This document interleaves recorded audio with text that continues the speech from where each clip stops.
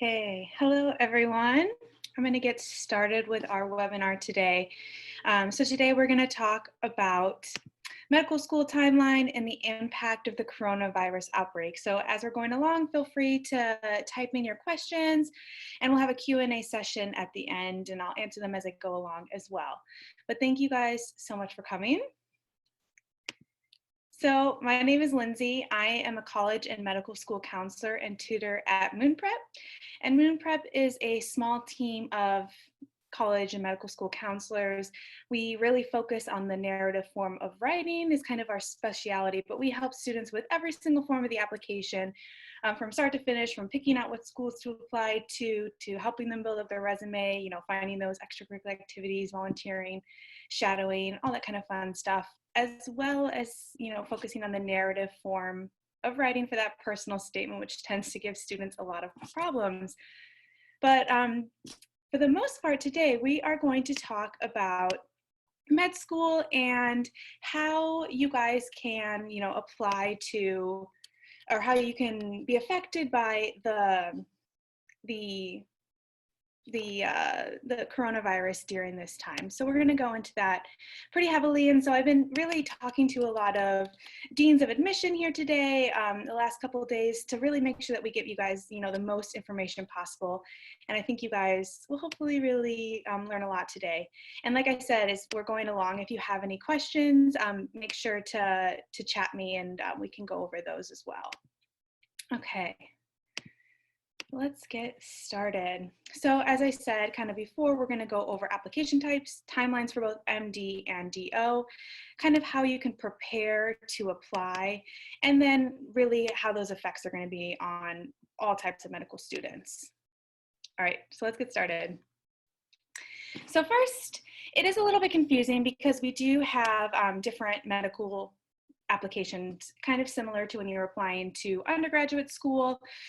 You'll see two different application services depending on what you're going to apply for. So if you're applying to allopathic schools or wanting to become an MD, you can apply to that first one, the American Medical College application service, or the Texas Medical and Dental Schools application service. And then the bottom two are for DO schools. So the Texas Medical is kind of different because if you want to go to a school in Texas, whether it's MD, DO, or dental, you'll have to use that specific platform. And it's kind of similar if you remember when you were applying to undergraduate. It's just like the difference between the Common App and the Coalition. It's pretty much the same thing. It really doesn't have a huge impact. But just so you're kind of aware whenever we're going along that there are different application types. And using those like centralized services, it just kind of helps make the student's life, your life a little bit easier.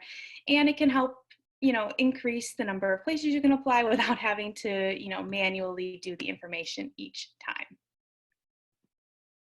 Okay, so this is kind of the big thing that everyone's been wondering about is what's the timeline going to look like whenever we're applying to medical school? And as of right now, the timeline is still going to remain pretty much the same in regards to when the applications are going to open. So we're still going to see May 1st, May 4th. Those two applications are going to open for allopathic schools over here on the left. So if you are planning to apply to an allopathic school, you want to be an MD, then you can start the application process on May 1st and May 4th. And of course, you can't actually submit it until May 28th if you're applying through the AMCAS. But, you can get all your pieces together. And as of right now, even though, the coronavirus, and we're going to talk about this at length later, has kind of, shuffled around everything is kind of pushed back a little bit. Everything's slowed down quite a bit as well. The timeline at this time is still expected to go as normal. So that's kind of a good thing to know. If you are a second year applicant, this will kind of be similar to what you might have done in the past. So just so you know. And then same thing for if you're applying to osteopathic medical schools, DO schools, you're kind of going to see a very similar thing as well here. So the applications are going to open up as normal, and the colleges are still going to be receiving and processing applications. So on the on the main side, where we're talking about the centralized application processes, it's going to be very, very similar. Where we might see some delays, and we'll talk about this at length later, is in the individual colleges. Now, even in the best of times, applying to medical school is not easy, and that's probably why a lot of you guys are here, because you know that it's stressful and it takes years of preparation. You've got, your letters of recommendation, you have to have a high MCAT score, and a strong GPA, great extracurriculars, shadowing, volunteering. These are just like some of the pieces of the puzzle. And admission to medical school is so competitive that the average acceptance rate across all medical schools, allopathic medical schools, was just 6.7% in 2019. And so if you're an applicant, only 40% get in each year. So it's a very, very low number that get in each year. And that's because the standards are just extremely high. For allopathic applicants and matriculates, the average was 3.7. The average GPA was a 3.7, and then the science GPA was a 3.47. And then for DOs, it's still pretty high at 3.3 for the average GPA, and then for the science GPA, it's 3.3. So, even though everything's kind of on its head right now, we see that classes are going online, it's still really important that those GPAs are staying high and they're not slipping even throughout this kind of tumultuous time. And so this kind of situation with the coronavirus closing down colleges, with students maybe not able to shadow or volunteer as they were before, they might be kind of wondering how this is going to affect current and future applicants' application cycles. So one of the biggest advice, even in the coronavirus era, when timelines might be pushed back a little bit more, is to start early. The application opens up in 3 weeks, so you should really be starting to gather the pieces now if you're planning on applying for the class of 2025. So for starting medical school in about a year. So anyone who's applying to MD schools and applying through the AMCAS or the TMD SAS, they have to write a personal statement, explaining why they want to be a doctor. And that's going to be 5,000 characters, or, about 1 page. And then if you're applying to DO schools, it's 4,500 words. And so this you can be starting to work on right now. Like, there's no reason, a lot of us are probably stuck at home. You can be starting to work on your personal statement now, trying to come up with unique reasons why, you want to be a doctor, and your motivations and, your experiences and all that kind of thing. So to get a head start your personal statement now. Get it done before the application even starts, and take that time just to craft the essay and think about what's most important to you and showing to that the admissions staff. And just a little bit of advice when you're writing it, make sure to show, don't tell. So add tons of examples, add lots of details, lots of descriptions to help make your writing come to life. And so by starting early, that's really the best way to have that time to play with it a little bit and discover what's best for your personal statement. And letters of recommendation, we're going to talk about this a little bit later on as well, and some advice about what you can do, but you can even start gathering your letters of recommendation now, reaching out to teachers. Maybe if you shadowed a doctor, you can reach out to them as well. It will probably take longer than it would in a normal application cycle, but these types of things are, a key component of the application. You have to have 2 to 3 recommendations. So starting to get that now is really vital. And we're going to talk about the MCAT a lot later, but the MCAT is one of those, it's just kind of one of those gatekeepers to call medical school admissions. Of course, like, your MCAT score is not going to be a strong indicator of whether or not you're going to be a great doctor or not, but it is one of the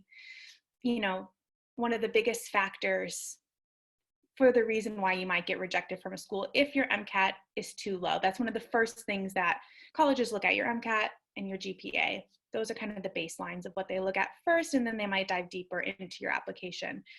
So we'll talk about that and the cancellations of the MCAT a little bit further on, because that's a big part of the fear of students right now. And then, of course, we're also going to talk a lot about medical resumes, extracurricular activities, leadership positions. Those are all important things that if you're planning on applying in the future, in 3 years, that should be something you should be starting to work on now, as well as maintaining your grades, forming good connections, getting the shadowing, volunteering kind of experiences as well. So let's get into why you guys are probably all here, which is how will the med school applications be affected by the coronavirus? So I'm going to kind of break it down by year, because I don't quite know, who's here and what kind of information they're interested in. But I'm going to talk first about the class of, this should be class of 2024, actually. So the class of 2024. So these are the ones that are going through their interviews right now. So there might be like, the fourth year in their university, or they might be in, like taking their gap year, might be, 1 or 2 years out of college. But these are the students that are applying right now. Either maybe have already found out they're gone into medical school or still waiting to hear back. So this year has been, of course, especially difficult for them, as well as many other students. The medical school interview process was interrupted halfway through, and their final undergraduate classes, if they still are in school, have been moved online. And their classes might be now pass or fail, because that's what a lot of universities are doing. And this is true for any freshman, sophomore, junior, or senior in undergraduate. Usually, that if you're applying to medical school, you try and avoid taking any class pass fail, because, med schools might kind of wonder what happened here. But in this case, medical schools understand that this was not your choice and that this is kind of what's happening. So if your university has, transitioned to this, there's nothing you can do about it, and they understand. So it might be kind of not the norm, but a little bit more commonplace in this application cycle, and the upcoming ones, they might see it a little bit more often. So that's not something, if it does happen for you this semester, that's okay. It's not going to be the end of the world. Everyone else is in the same boat as you. But the pass fail, of course, wasn't the only thing that was different. The interview process was one of the biggest things that was kind of disruptive, and it's one of the final steps that medical schools or medical students must take to get accepted into their dream college. And students can take the advantage of this opportunity to meet with professors, get a feel of the university, as well as, the medical school admissions officers getting to know them a little bit better. So it's like a really important part of the process. But, halfway through, we went from the traditional kind of way, which is in person, to now we had to switch to virtual.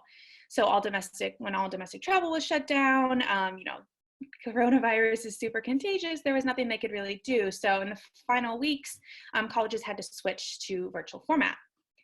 And of course, for some schools, that this didn't really have a huge disruption factor. And so their classes will pretty much stay the same. They got a very similar experience. It's just like this, where you're talking via Zoom or via Skype or something along those lines. And you're getting to know the people a little bit better. But, for other schools that did the MMI format, it was a little bit more tricky, because the multiple mini interviews where you move from station to station to do the interview, and that was a little bit harder. So some schools had to navigate that and figure out how to incorporate that into their system. But what's kind of more interesting is not just for the class of 2024 and how it affected them, but how this might affect future classes. So applying to medical school, is, I'm sure you guys might have realized, is pretty expensive. Going to interviews, if you get 3 or 4 interviews, you're flying maybe all over the country to do these interviews. You're going there, you're staying, in maybe a hotel for a couple of days. It can get pricey if you're doing 4 or 5 for just a couple day trip, or even a 1-day trip. It can get really expensive for students. So what's kind of interesting is the implications that this might have on the medical school interview process in the future, even when there aren't any dangers to domestic travel. So some of the deans of medicine that I talked to of admissions, they said that maybe students would be more likely to request a virtual interview. And this might be something that they would incorporate in the future if a student just can't financially afford to travel. So this might open up a little bit more doors in the future, allowing, this financial barrier, might lower down that financial barrier. If a student can't come, they might offer like 1 or 2 days of a virtual interview process. So that can be kind of something that, it might not seem like it would have a huge effect, but this virtual interview could be an interesting thing and save students a lot of money. They would still have a very similar experience. And maybe students who couldn't afford it or just, can't travel, they would be able to, to still interview. Of course, the downfall is that then the student isn't having the virtual, or, going to the campus, getting the feel of the place. That's another big part of it. So that's kind of going to be an interesting thing to pay attention to in the future. But that one doesn't apply maybe so much to you if you're still going to apply, but we'll kind of have to see what happens with that later on. So like I said, I've been talking to some deans and of admissions and of colleges. And these are 2 that I talked to in the past week about the coronavirus, just so you guys can kind of get an understanding of who I talked to and where I'm getting a lot of my information from. And just so that, you can see that I talked to Kenneth Steyer. He is the executive dean at Touro College of Osteopathic Medicine. And then Dr. Karen Murray, she's the associate dean of admissions for the New York Medical College. So both of these colleges are in New York. And of course, like that's really a heavily impacted area by the coronavirus. And so they had a lot of really great insights into how it's affecting their current students and the future applicants. So I'll kind of share some of their insights and share some of my own as well as we're going along here. And as I'm going along, feel free to type in any questions, anything that you might want to add, anything you want me to clarify. Just don't be afraid to type those in, and I'll answer them as I go along or, at the end. Okay, so for the class of 2025, so those are students that are planning to start the application process in, just a month or so. We'll be going through the interview process, in this upcoming fall, and then finding out where they're going to go to school about a year from now. This has been a really turbulent time. It's been a turbulent, as I said before, for everyone, it's kind of been a turbulent time, but especially I think for students who are going to start this start the application process now. So one of the biggest issues too for students of the class of 2025 and, even future classes like 26 and 27, since all these undergraduate universities have transitioned to an online format, it might be a little bit harder for students to keep up, especially because the MCAT is such an intense test. A lot of these prerequisite courses that students might be taking for the MCAT might be being taught now and might be being taught online. And just depending on the type of learner that a student is, they might be struggling a little bit more with the process. So some might be thriving in the virtual, some might be more struggling to comprehend. And, for our class of 2025 applicants, they might be wondering maybe about like lecture-based classes, if they had, needed some credits for the lecture-based, because those are really hard to translate to an online version because you have to be hands-on, you're being tested on that material. So a lot of professors and universities have been choosing whether to grade students on the material already completed or just give the students an incomplete and then they have to come back at a later time. And then other research-based courses have shifted online to studying and analyzing data that's like previously been collected. So depending on the situation, the student will probably have a little bit of like a leeway whenever they're applying to the medical schools, that as long as they apply before they finish this, lab-based class before they matriculate into the medical college, it'll be okay. So colleges will be a little bit more lenient on this front if you do have like a lab base that you've been given an incomplete, if there's just nothing you can do about it.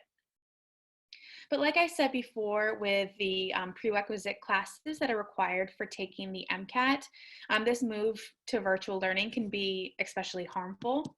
So Dr. Karen Murray, she's the Associate Dean of Admissions at the New York Medical College. She says that it'll be really interesting to see what the MCAT scores are going to be like in the upcoming years. She thinks that maybe this year we won't see as much of the effect, but in the upcoming years, seeing if students maybe had a harder time struggling with the material will be kind of interesting to see. So keep that in mind if maybe you have been affected by your prerequisites for the MCAT have been disrupted because of the coronavirus. Just preparing a little bit extra harder for the MCAT, because that is kind of something you should be considering if it is hiring a tutor or, just studying on your own, however you want to go about doing it, make sure that you do spend the necessary time. Because like I said before, the MCAT is one of the most important academic metrics that medical school committees judge you on. And students prepare for months to prepare for the MCAT. And this year, everything has kind of been turned on its head in regards to the MCAT. So usually we have the MCAT in January and then March through September. And if you were applying for the class of 2024, January would have been the last time you could have taken the MCAT to still get into medical school. So if you're planning on applying for the class of 2025, so for this upcoming cycle, you might have been a little bit nervous because the MCAT dates in April have been all canceled, as I'm sure you guys know. And it's hard to say at this point, are more months going to be canceled? Will May be canceled? Will June be canceled? What does that mean? So for the students who are hoping to increase their MCAT score, one more time, take that test one more time before they apply to either MD or DO schools, they might be wondering how this can affect them. So I talked to Dr. Sire at this, and he's the the dean at Touro College of Osteopathic Medicine. And he is hopeful that this problem will be solved quickly. He's heard kind of some rumors that maybe there'll be a possibility of moving the MCAT online. So you can kind of do online proctoring similar to how they're doing like the AP exams for undergraduates, where they'll have, I don't know if they're doing this for APs, but for MCATs, they would have where you browser blocking, so you can't be looking up other answers, a video on you so they can kind of watch you as you work. So he's kind of hoping that that will be the case if the coronavirus pandemic, continues to be a huge issue ongoing, where we have to continue to cancel MCATs. But at this point, it's all speculation. We don't even know if more dates will be canceled. But ultimately, he thinks that we need the MCAT. We need this pipeline to remain open because we need the doctors. We need to keep the application classes moving in full.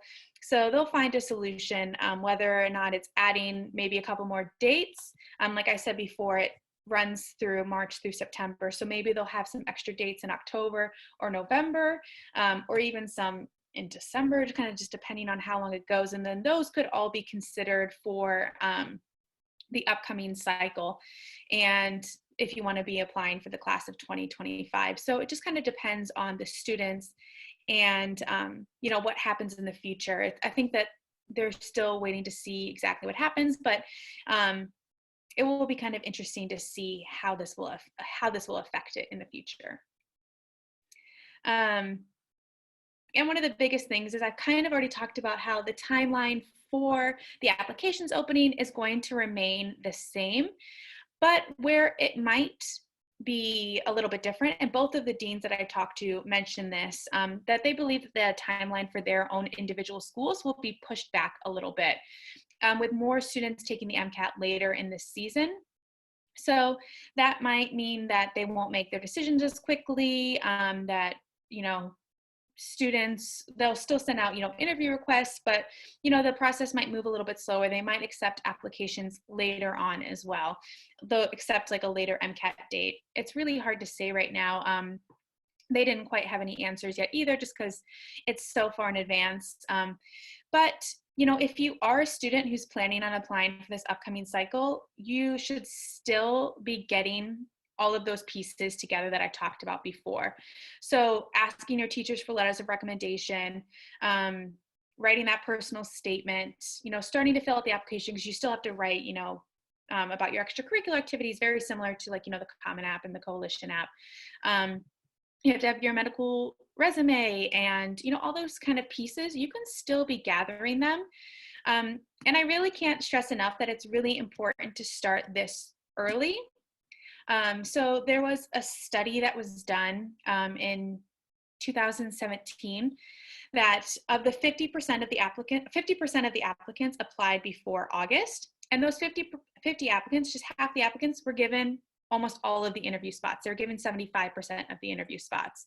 So if you're applying afterwards, that second half, you're fighting for only 25% of the interviews. So even though each medical school sets their own deadlines, you might be like, oh, I have until October or November. It's going to be okay. No, apply as soon as you can. There's no point in delaying, because not only do you have to do the initial application, but after a time, the schools will also send you the secondary essays that you have to write. And those secondary essays might be about, something more personal about you, just so they can get you to know you a little bit better. And so in the end, depending on how many schools you applied to, you might be writing 45 secondary essays. So it can be quite a bit. And the sooner you do all of that, the sooner you can get your secondaries, the sooner you can send them back, then you can get an interview spot. Because once the interview spots are gone, you might be the best candidate, but if there's no spots left, there's nothing that the medical school can do, even if they really like you. So one of the biggest things that you can do is just apply early.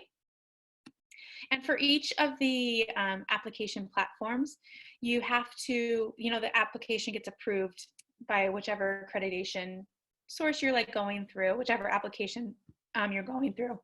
Excuse me. So it is really important, this takes time, and the later you apply, the more applications that they have to go through and approve. So each, week that you're applying, it might be, you're going under a deeper and deeper stack, and who knows if they'll be slowed down because of the coronavirus as well. It's hard to say. So get it in sooner, give yourself really the best shot possible. But yeah, that's advice for every single year, but I think it's even more important now is to apply early. And yeah, that's one of the advice that I talked to from Dr. Murray, the dean from New York Medical College. She said that every single year they have really wonderful, applicants, ones that they would have accepted if they had applied earlier in the cycle, but they have to turn them down just because there's no room. So give yourself the best shot by applying as soon as possible. Okay. And if you are a fourth year in college, you're trying to figure out what you're going to do next year, the gap year is becoming a really popular option. And that might be a popular option for students who aren't able to get their MCAT score in time. So remember how I said that only 40% of the applicants actually matriculate into an allopathic medical school, and I think it's only 36% into osteopathic medical schools. So there's a lot of applicants each year that don't get in.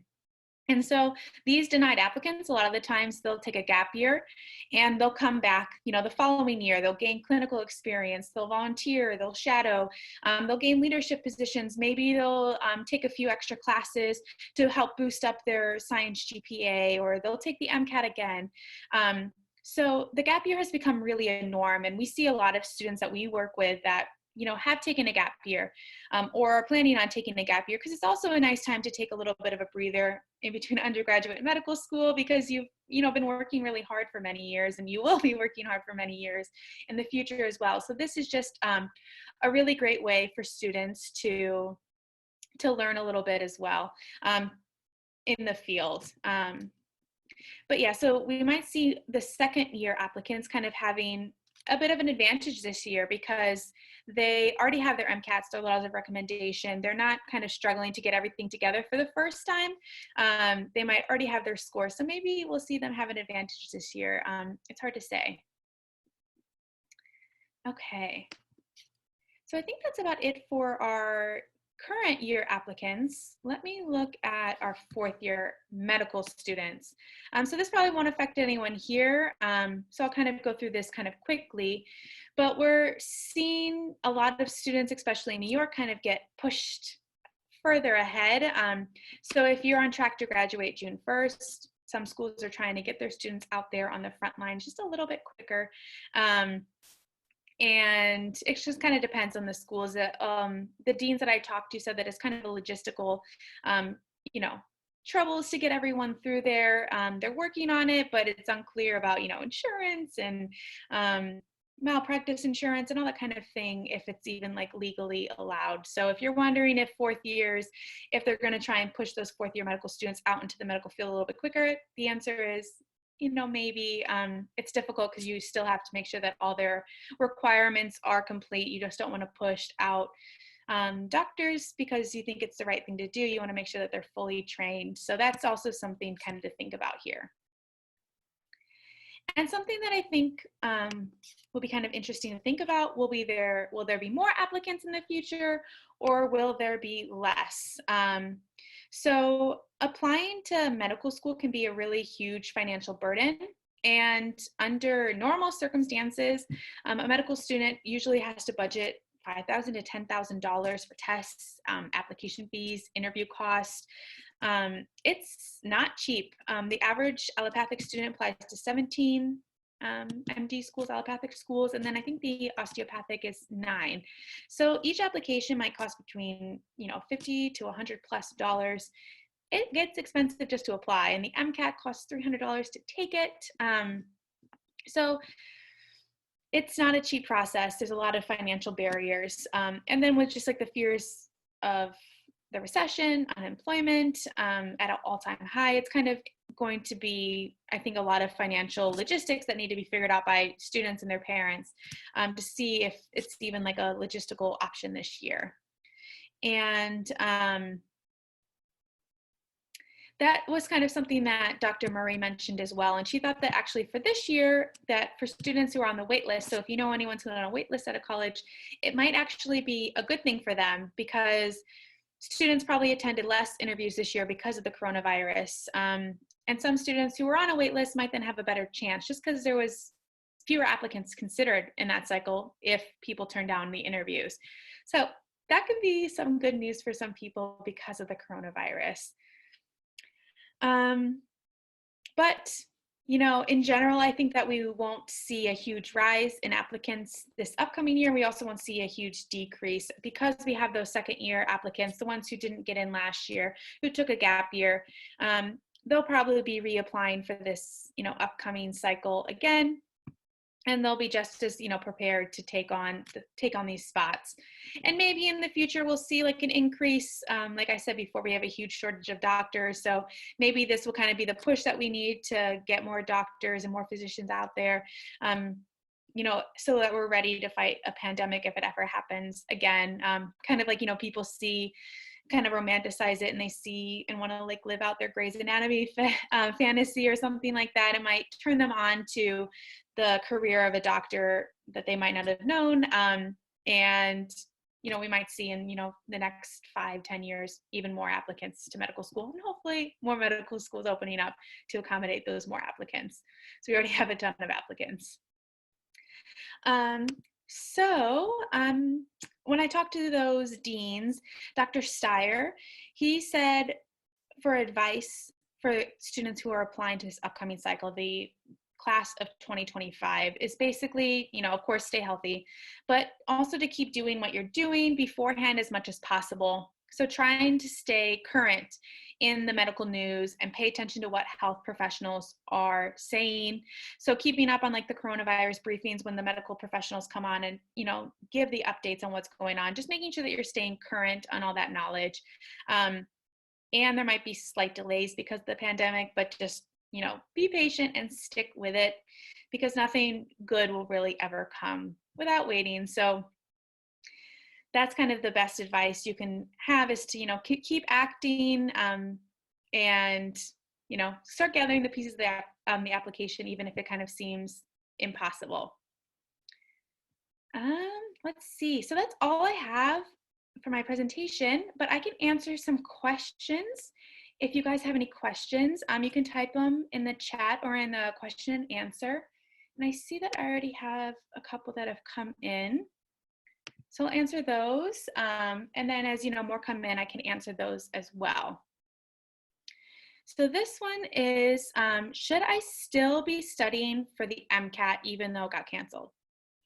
So that is a really great question because, we're seeing that a lot with our SAT and ACT students as well. Everything gets canceled with those. You don't want to study a lot for an exam and it just keeps getting canceled and canceled. But for the MCAT, you should start preparing now. It takes, the average student will study for 200 to 300 hours. So even if it gets canceled for the next 2 or 3 months, you should be fine. Like you should be, about ready to study by then. So, or to, take it by then. And even if you have signed up for an MCAT and it has been canceled, there's no rescheduling fees. So you don't have to worry about that at least. But you should probably still start studying for it if you haven't yet.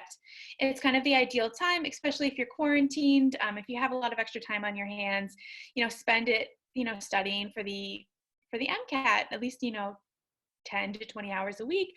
And then by the time, hopefully we all get out of here, you'll be, ready to go. Okay. See, I got another question. Okay, so this is a good one. So when is the last time I can take the MCAT to be considered for the class of 2025? So these are the applicants that are going to be applying for this upcoming cycle. So they haven't interviewed yet. They'll be interviewing, starting in the fall. So typically it is January, like before you matriculate into the school, before you enroll in the school. But right now, as I said before, we're kind of hoping that they'll add more test dates. Maybe they'll even add a February, who knows? But like I said before, they have the MCATs from March until September.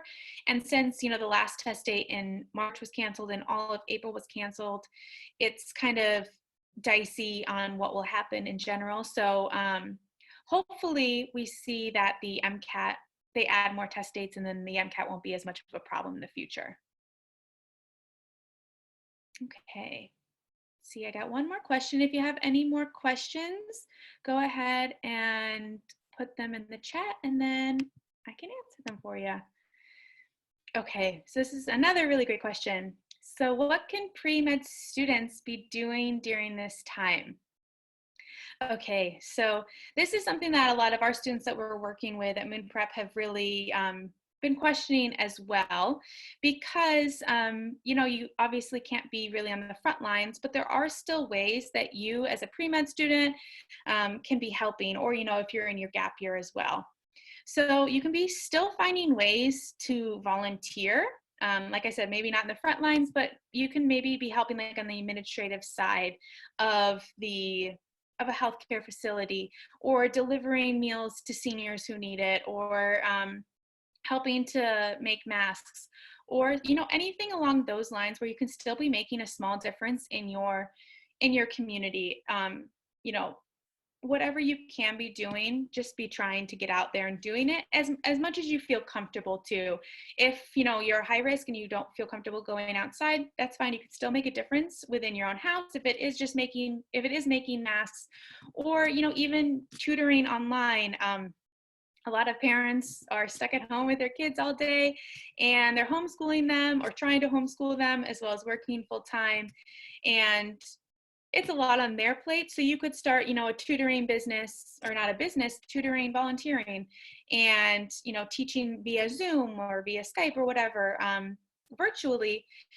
High schoolers, college students, elementary students, whatever you felt comfortable with, it could all be virtual. So if you weren't able to get out there in the front lines, or, and out and about, that's totally fine. You can be making a difference in your own home too. So I think that's kind of an important distinction to make. But yeah, anything you can be doing now, I think, is going to be a really important time. This is going to be kind of an interesting thing for you to be seen as the pre-med student too, if you are able to kind of volunteer, even if it is on the administrative side. They have a lot of burden, as I'm sure everyone knows, that this is just a really, really heavy time for a lot of physicians. So anything that you can be doing would be really anything you can do to help would be helpful. Okay, let's see. Do we have any other questions?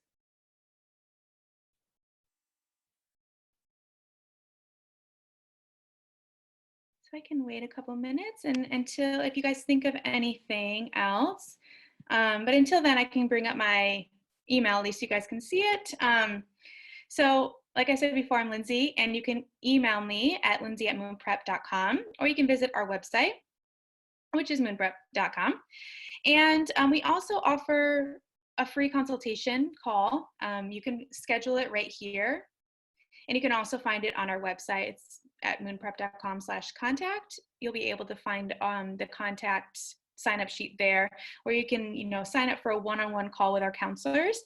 And in this call, we'll be able to learn a little bit more about you, kind of have a more one-on-one chat, and figure out a little bit better about, how we can help you get, your shadowing and your extracurriculars, build up that medical school resume, and start, writing the personal statement, especially if you're planning on applying now.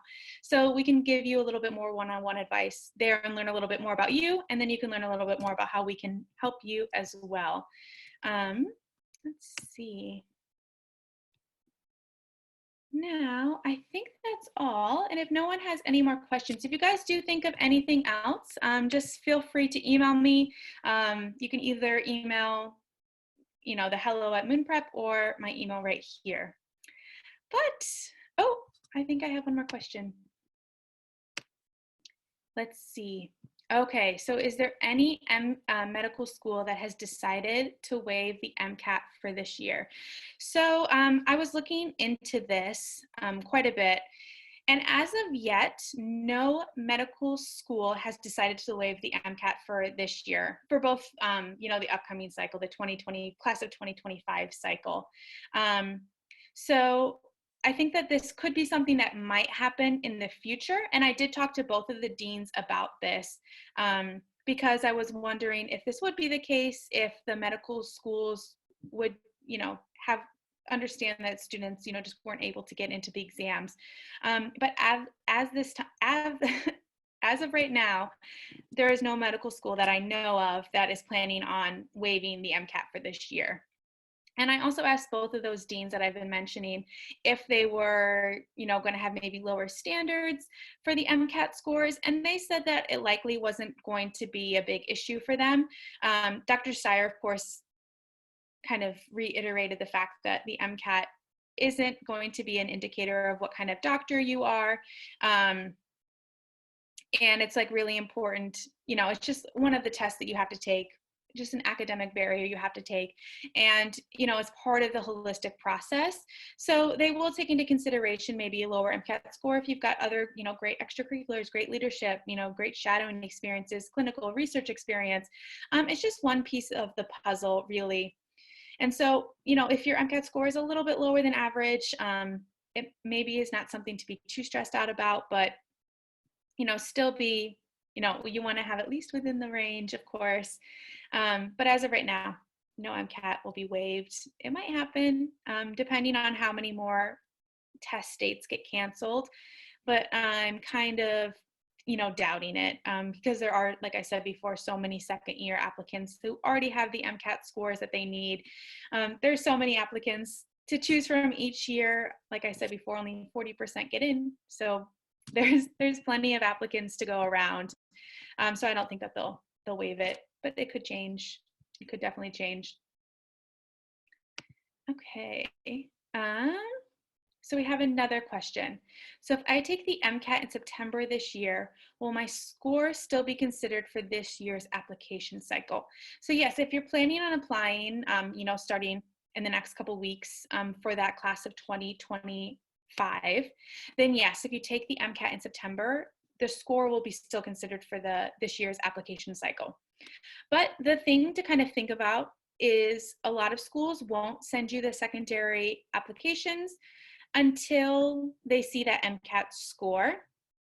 So your application might be put on hold if you haven't taken it yet, you can't really apply until you have that MCAT score. So you'll be applying super late in the cycle, and that might put you at a disadvantage as well, just because, like I said before, that first half of the applicants that applied before August 1st got 75% of the interviews. So you'll be fighting, a much smaller fighting against, you know, a lot more people for a smaller piece of the pie. So it's just kind of something to think about. It still will be considered, and each school kind of handles it differently. Some will still give you an interview and accept you conditionally based on the fact if you get the MCAT score or not. So it will really does just depend on the school. So that's kind of something to look into and kind of to consider as well. Okay. Let's see. Do we have any other questions about the MCAT or anything along those lines? So I know the MCAT is kind of the biggest fear for this upcoming cycle. And I think that the important thing to remember too is that in a gap year might not be the end of the world. Especially, it's hard to say how long the coronavirus pandemic is going to go on, if classes will resume as normal starting in the fall. It's really hard to say. So for a lot of students, maybe a gap year would be the ideal situation, especially if you don't have the MCAT score until later in the cycle, if you didn't get what you wanted in your MCAT score. So that's always a really big possibility to think about. You could, during, you know, your gap year, you could be, you know, volunteering, you could be you know, working as a medical scribe, you could be, you know, working in some like healthcare facility in some kind of capacity, just to make sure that you're getting more experience. I think is like really the most important thing to be considering here. And just kind of like what I said before with like, what can you be doing now with the coronavirus? I think that it's really important just to continue to act regardless of kind of the situation going on in the world. But if you do have to take a gap year, you know, spend that time wisely. Don't be just sitting around and, you know, actively be pursuing research experiences or internships or that kind of thing. Continue to shadow, because that's something that medical schools are really looking at heavily, is if you do take a gap year, how did you make yourself better? How did you make yourself a stronger candidate? Okay. So do we have any other questions?